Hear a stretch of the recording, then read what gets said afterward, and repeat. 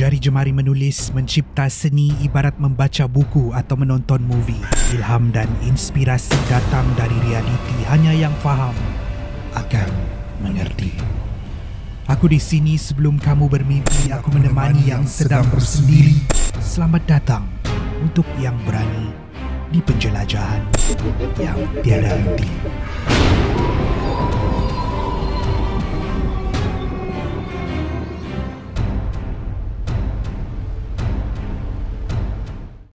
Nama aku Sonia.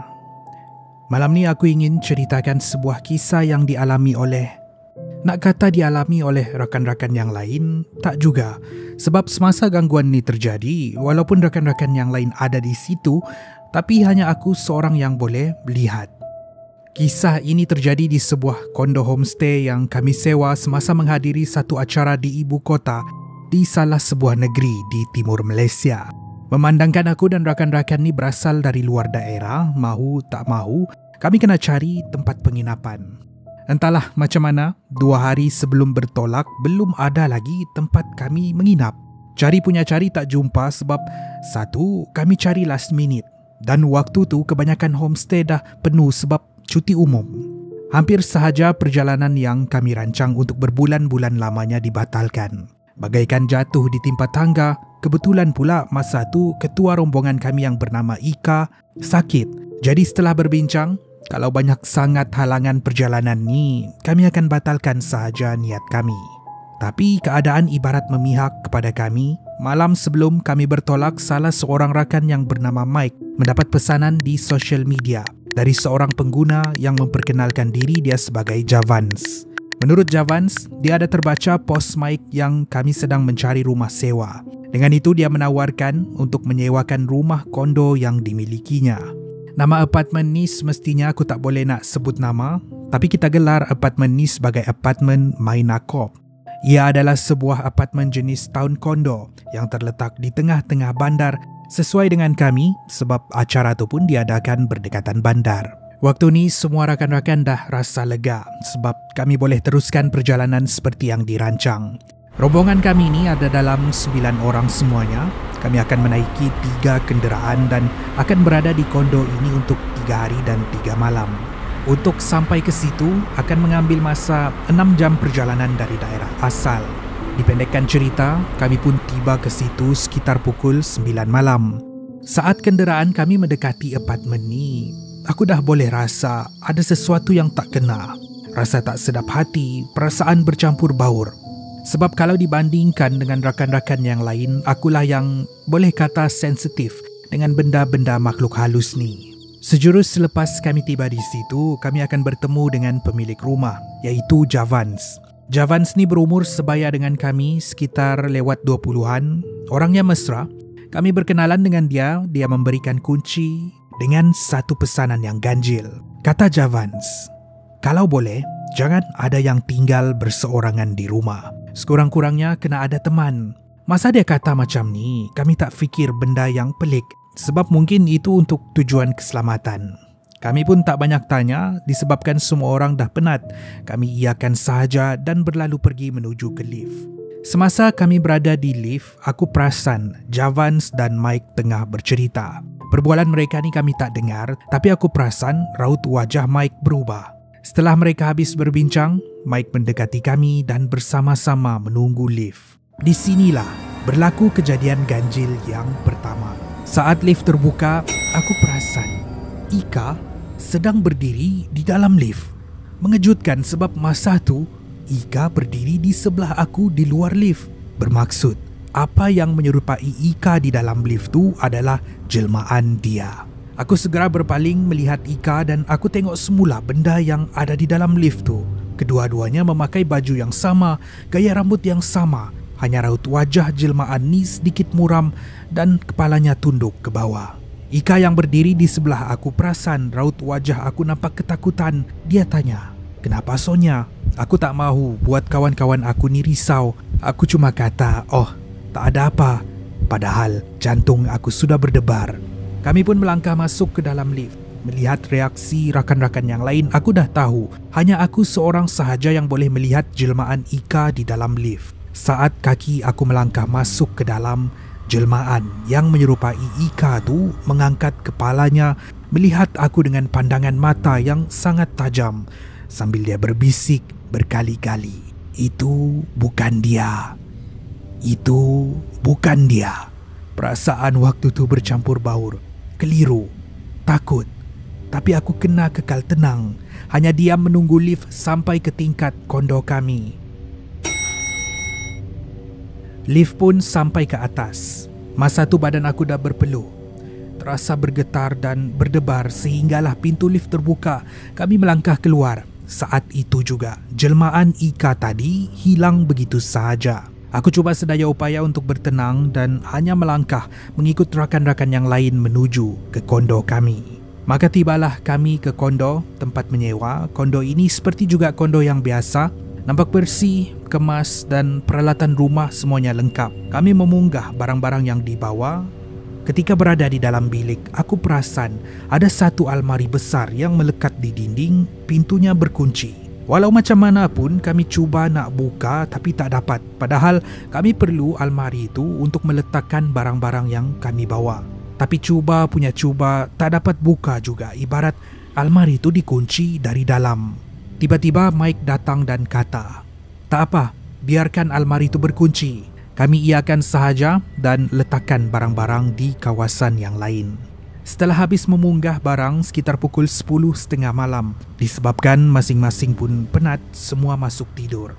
Keesokan harinya kami menghadiri acara seperti yang telah dirancang. Cuma yang macam aku kata tadi, Ika yang masih lagi sakit berehat di rumah tidak dapat menyertai kami. Dia akan tinggal berseorangan. Beberapa jam berlalu setelah habis acara di hari pertama, kami pun pulang ke rumah sekitar pukul 9 malam untuk makan malam bersama. Di sinilah berlaku gangguan seram yang kedua. Di rumah ni ada satu meja makan yang besar, boleh memuatkan 12 orang. Bermaksud kalau 9 orang kami duduk, ada 3 lagi kerusi yang kosong. Kebetulan masa tu tempat duduk di sebelah aku kosong. Tengah-tengah makan, tiba-tiba aku perasan kerusi itu ditarik oleh seseorang sebelum dia duduk. Aku berpaling tengok siapa yang duduk di sebelah tu. Itu adalah Ika. Tak mungkin sebab Ika duduk di depan aku. Aku berpaling melihat Ika yang berada di depan dan berpaling semula melihat Ika yang berada di sebelah. Fikiran waktu ni kusut memikirkan kenapa ada 2 Ika ni. Tiba-tiba Ika yang baru sahaja duduk di sebelah tadi berbisik, katanya, "Hati-hati, itu bukan dia." Waktu ni bulu roma aku meremang, badan menggeletar, dada berdebar, kepala dah makin ringan, hampir sahaja aku menjerit tetapi kekal tenang sebab tak mahu takutkan diorang yang lain. Tidak beberapa lama selepas tu, jelmaan Ika yang duduk di sebelah tadi hilang. Masa tu kepala dah migrain sangat, jadi aku habiskan makanan dan masuk tidur. Keesokan harinya, aku rasa migrain semalam masih lagi tak hilang, tapi masih ada lagi acara yang kami perlu hadir. Aku kata dengan rakan-rakan yang lain, kepala terasa sakit sangat, jadi diorang cadangkan aku untuk tinggal di rumah berehat. Fikir punya fikir, aku setuju. Sebab ada juga yang temankan Ika di rumah. Taklah, di hari kedua ni dia bersendirian lagi. Sekitar pukul 8 pagi, rakan-rakan yang lain bertolak meninggalkan aku dan Ika di kondo. Disebabkan masing-masing pun sakit, jadi kami hanya terlantar di katil. Aku ni tak adalah sakit mana pun, hanya pening kepala. Selepas makan Panadol, kepala dah semakin pulih. Dengan itu, aku hanya berada di katil dan bermain telefon. Tengah-tengah kusyuk bermain telefon, tiba-tiba aku terdengar bunyi bisikan di ruang tamu. Mengejutkan, sebab siapa pula yang berada di dalam rumah selain kami berdua. Aku toleh melihat ke katil Ika yang terletak selang beberapa katil. Waktu tu dia tengah tidur. Seluruh badan dia ditutupi dengan selimut. Risau kalau ada perompak yang memecah masuk. Aku bangun dari katil dan melangkah perlahan-lahan keluar dari bilik. Semakin aku dekat di ruang tamu, semakin bunyi bisikan tu jelas. Ia berbisik sekali lagi berkata, "Hati-hati, itu bukan dia." Walaupun merasa takut, aku tetap beranikan diri melangkah ke ruang tamu untuk melihat siapa yang ada di situ. Alangkah terkejutnya aku aku melihat itu adalah jelmaan Ika yang sedang berdiri di tengah-tengah ruang tamu yang gelap dan malap, melihat memandang dengan raut wajah yang menyeramkan sambil mengulangi bisikan dia, "Hati-hati, itu bukan dia." Apalagi setelah melihat jelmaan di ruang tamu, kelang kabut angkat lari berlari masuk ke dalam bilik. Bila tiba di bilik pula, aku dikejutkan sekali lagi dengan Ika yang berdiri di sudut bilik berdekatan dengan almari. Ika yang tidur di dalam bilik tadi dah bangun. Aku tanya, Ika kau dah okey kah? Ika hanya terdiam. Dia hanya tunduk memandang lantai, separuh rambutnya menutupi wajah. Keadaan bilik pula suram dan malap, membuatkan aku semakin berdebar. Bermain di minda, apa kena dengan Ika yang di dalam bilik ni? Tiba-tiba Ika bersuara lemah. Katanya, "Jom." Aku kata, "Ha? Nak ke mana?" Ika kata, "Kau ikut je." Sebelum dia menghadap almari, membuka pintu almari dan masuk ke dalam. Hairan sebab kami sudah cuba sedaya upaya untuk membuka pintu almari ini, tapi Ika boleh buka senang-senang macam tu je. Bukan itu sahaja, dia masuk ke dalam. Bermain di fikiran, adakah Ika mengajak aku bersembunyi dari benda di ruang tamu tu? Ada apa di dalam almari itu? Waktu ni pintu almari terbuka luas, tapi keadaan di dalam almari gelap. Hanya tangan Ika yang kelihatan keluar memanggil-manggil aku masuk ke dalam. Waktu ni juga bisikan di ruang tamu tu semakin kuat. "Itu bukan dia. Itu bukan dia." Ini diikuti dengan suara kecil Ika dari dalam almari. Waktu ni aku rasa nak pitam. Ika di dalam bilik pun menyeramkan. Jelmaan Ika di dalam ruang tamu pun menyeramkan. Patutkah aku ikut dia masuk ke dalam almari atau sebaliknya? Disebabkan tak tahu nak buat apa, kelang kabut berlari keluar dari rumah dan menunggu rakan-rakan yang lain pulang. Adalah dalam 4 jam aku di luar rumah. Aku tak boleh pergi jauh sangat sebab risau kalau terjadi apa-apa dengan Ika. Setelah kawan-kawan tiba, diorang tanya kenapa aku di luar. Aku kata, tak ada apa, saja ambil angin. Padahal melarikan diri dari gangguan yang berlaku di dalam kondo tu. Dipendekkan cerita, keesokan harinya kami bertolak pulang. Barang-barang semua habis dipunggah ke dalam kenderaan. Saat kenderaan kami mahu bertolak, aku perasan Ika yang sepatutnya berada di dalam kenderaan tidak bersama kami. Aku pun kata, jangan gerak dulu, Ika belum ada. Sejurus, selepas aku kata macam tu, rakan-rakan di dalam kenderaan serentak melihat aku dengan raut wajah yang kehairanan. Diorang tanya, "Ika?" Aku kata, "Ya, Ika kan belum ada, jangan gerak dulu." Diorang berpandangan sesama sendiri sebelum berkata, "Weh, Sonia, Ika mana ada ikut kita ke sini? Dia kan tak jadi ikut sebab dia sakit." Punyalah, aku terkejut bila aku dengar kawan-kawan kata macam tu. Saat itu juga berlinangan air mata disebabkan takut sangat. Rupa-rupanya bukan hanya satu jelmaan si Ika, tetapi kedua-dua Ika yang aku lihat tu adalah jelmaan. Waktu inilah aku ceritakan semua yang berlaku semasa berada di kondo, membuatkan kesemua mereka terkejut. Tidak beberapa lama kemudian, Mike bersuara. Katanya, "Sebenarnya, Javans ada memberitahu aku sesuatu semasa hari pertama kita di sini. Kondo tempat kita menyewa ni ada kisah misterinya. Konon kondo tu sudah lama tidak disewakan sebab dulu sering berlaku kes kehilangan misteri. Apa yang ganjil? Orang-orang yang hilang ni kali terakhir dilihat berada di dalam bilik tidur berseorangan. Itulah kenapa Javans memberikan pesanan supaya jangan berada di dalam rumah berseorangan.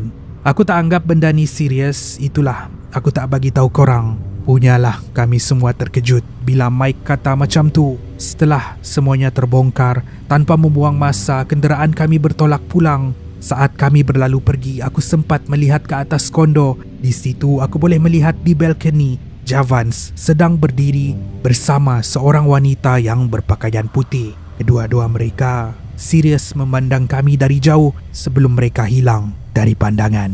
Di dalam perjalanan aku terfikir, apakah yang sebenarnya terjadi?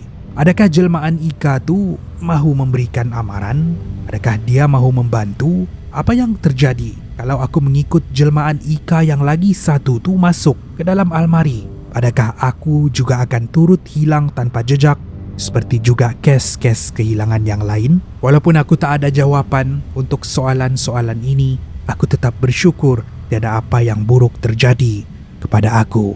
Itulah kisah kembar si Ika di Kondo Mainakop.